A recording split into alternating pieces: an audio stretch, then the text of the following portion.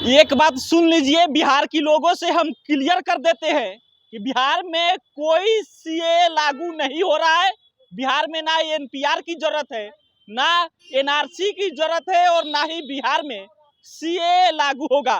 नीतीश कुमार पहले ही इस बात का ऐलान कर चुके हैं कि 13 करोड़ लोग बिहारी हैं, कोई बाहरी नहीं है और बिहार में किसी भी हालत में सीए लागू नहीं होगा।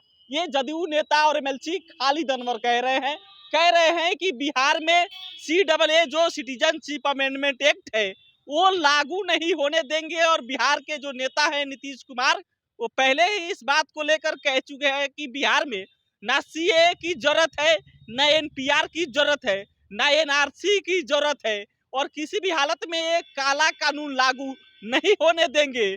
और सीए के खिलाफ नीतीश कुमार कह लीजिए कि एक दीवार बनकर खड़े हो गए हैं और बिहार में सीए लागू नहीं होने देंगे। और अब सबसे बड़ा सवाल कि सीए एनआरसी एनपीआर के मुद्दे पर नरेंद्र मोदी वर्सेस नीतीश कुमार होने वाला है, अमित शाह वर्सेस नीतीश कुमार होने वाला है। क्योंकि एक तरफ जहां अमित शाह इस बात का दम भर रहे हैं कि सीए पूरे देश में लागू हो गया है और किसी भी हालत में सीए अब वापस नहीं होगा, वही एनडीए के ही घटक दल नीतीश कुमार कह रहे हैं कि बिहार में सीए तो लागू हम होने ही नहीं देंगे।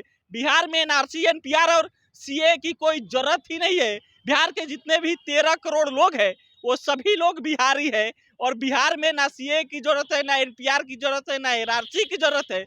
और इसलिए कह लीजिए कि सीए एनआरसी एनपीआर के मुद्दे पर भाजपा और जदयू के बीच सहमति नहीं बन पा रही है और अमित शाह वर्सेस नीतीश कुमार हो गया है। कह लीजिए कि अब दो दो हाथ करने के लिए भी तैयार है, यहाँ तक कि गठबंधन पर भी कह लीजिए इसका असर पड़ सकता है कि एक तरफ नीतीश कुमार सीए लागू करने के लिए तैयार नहीं है, दूसरी तरफ अमित शाह इस बात का दम भरे दावा करे कह रहे हैं कि पूरे देश में सीए लागू करके रहेंगे। लागू तो हो गया है, नोटिफिकेशन तो जारी हो गया है और अब किसी भी हालत में देश से सीए कानून जो है उसको वापस नहीं लिया जाएगा।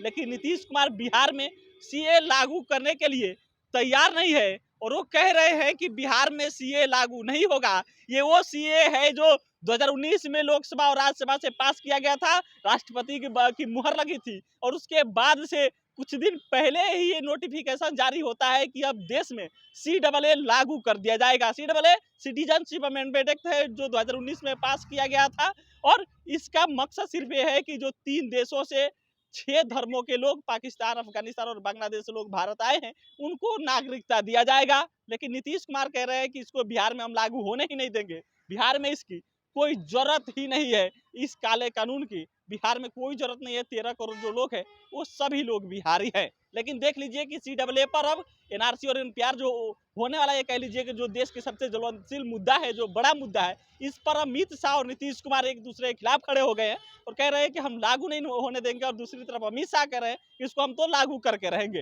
लेकिन इस पर आप क्या सोचते हैं, प्रतिक्रिया दीजिएगा और अभी इस रेस में कौन आगे निकलता है वो भी देखने वाली बात होगी। बहुत बहुत धन्यवाद।